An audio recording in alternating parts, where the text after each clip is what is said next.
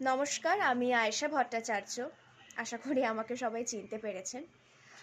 আমি প্রথমত বর্ণ পরিচয়কে অসংখ্য অসংখ্য শুভেচ্ছা জানাই যে তোমরা এভাবে এগিয়ে যাও।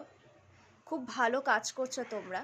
এবং আজকে এই ভিডিওটির আরেকটি বিশেষ উদ্দেশ্য হচ্ছে ৩রা জানুয়ারি, 3rd জানুয়ারি নেতাজি ইন্ডোর স্টেডিয়ামের সামনে বর্ণ পরিচয় টিম এবং অভিজিৎ সরকার একটা অসাধারণ ইনিশিয়েটিভ নিয়েছে। সেটা হচ্ছে গরিব দুস্থ মানুষদেরকে তারা শীতের বস্ত্র বিতরণ করছে।